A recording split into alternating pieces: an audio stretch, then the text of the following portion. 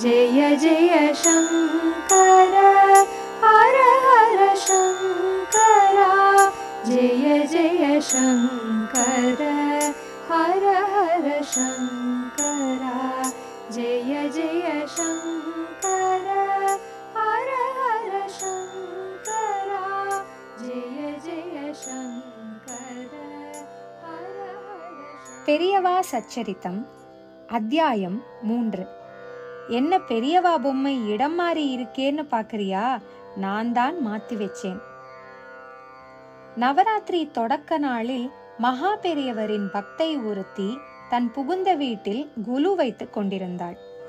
சில மாதங்களுக்கு முன்புதான் அவளுக்கு திருமணமானது என்பதால் புகுந்த வீட்டில் அவள் கொண்டாடும் முதல் நவராத்திரி இது. அதனால் கூடுதல் சந்தோஷத்தோடு கொலுப்படிகளை அழகாக அமைத்து அலங்காரங்கள் செய்துவிட்டு பொம்மைகளை அடுக்கத் தொடங்கினாள். இங்கே ஒரு விஷயத்தை சொல்லியாக வேண்டும். கொலு வைப்பதை பாரம்பரியமாக செய்யும் போது அதில் முக்கியமான ஒரு விஷயத்தை கடைபிடிப்பார்கள். அது கொலுப்படியில் முதல் படியில், அதாவது கீழிலிருந்து மேலாக 1வது படியில் ஓரறிவு உயிர்கள், 2வது படியில் 2 அறிவு உடையவை, இப்படி 6வது படியில் மனிதர்கள், 7வது படியில் மகான்கள், 8வது 9வது படியில் தெய்வங்கள் என்று வைப்பார்கள். இந்த பெண்ணுக்கும் அந்த பாரம்பரியம் எல்லாம் தெரியும் என்றாலும் மகா பெரியவரின் பரம பக்தை என்பதால் மகான்களின் பதுமைகளை வைக்க வேண்டிய 7வது படியில் அவரது பொம்மையை வைக்காமல் தெய்வங்களை வைக்க வேண்டிய 8வது படியில் மகானின் பொம்மையை வைத்தாள்.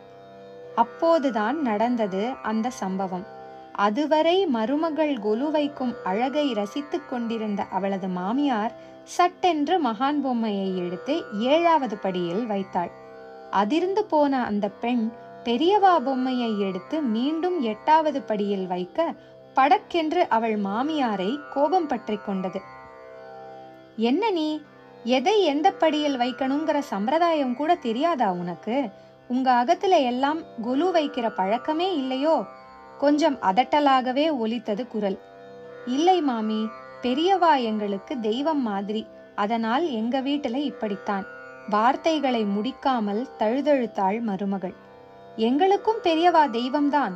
ஆனா கொலுப்படியில் பதுமையை எங்கே வைக்கணுமோ அங்கேதான் வைக்கணும், புரிஞ்சுதா? அதட்டிய மாமியார் மகான் சிலையை எடுத்து 7வது படியில் அழுத்தமாகவே வைத்தார். மாமியாரை எதிர்க்க முடியாமல் மனசுக்குள் மருகிக் கொண்டு கொலு வைத்து முடித்தாள் மருமகள். மறுநாள் பொழுது விடிந்து எழுந்ததும் மருமகளுக்கு ஓர் ஆச்சரியம் காத்திருந்தது. விடியலில் எழுந்து குளித்துவிட்டு காபி டம்ளருடன் மாமியாரை எழுப்பச் சென்றவள் பார்வை கொலுப்படியில் பதிந்தது. அங்கே முதல் நாள் 7வது படியில் வைத்த மகான் பொம்மை 8வது படியில் அவள் எங்கே வைக்க நினைத்தாளோ அங்கே இருந்தது. மனசுக்கு சந்தோஷமாக இருந்தாலும் கொஞ்சம் அதிர்ந்தும் போனாள் அவள். மகான் பொம்மை எப்படி எங்கே வந்தது? யார் மாற்றி இருப்பார்கள்?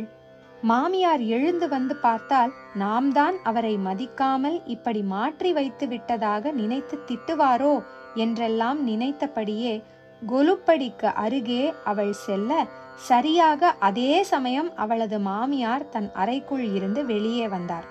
மனதுக்குள் மருகியபடியே செய்வது அறியாமல் மாமியாரையும் கொலுப்படியையும் பார்த்து திருதிருக்க மெதுவாக அவள் அருகே வந்தார் மாமியார். என்ன பெரியவா பொம்மை இடம் மாறி இருக்கேன்னு பார்க்கறியா? நான் தான் மாத்தி வச்சேன். விடிய கார்த்தால ஒரு சொப்பனம்.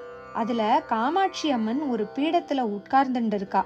அவளை தரிசிக்கிறதுக்காக பெரியவா அங்கே வர்றார். வந்ததும் அம்பாள் இங்கே வா, என் பக்கத்துல வந்து உட்கார்ந்துக்கோன்னு அவர்கிட்ட சொல்றா. எனக்கு அப்படியே முழிப்பு வந்துடுத்து. அம்பாளே தன் பக்கத்துல வந்து உட்கார சொல்றான்னா அவரை கீழே வைக்க சொன்னது என் தப்பு தானே? அப்பவே எழுந்து வந்து மகானை நீ சொன்ன மாதிரியே அம்பாளுக்கு பக்கத்துல வச்சுட்டேன். மருமகளின் தலையை தடவி ஆதூரமாக சொன்னார் மாமியார்.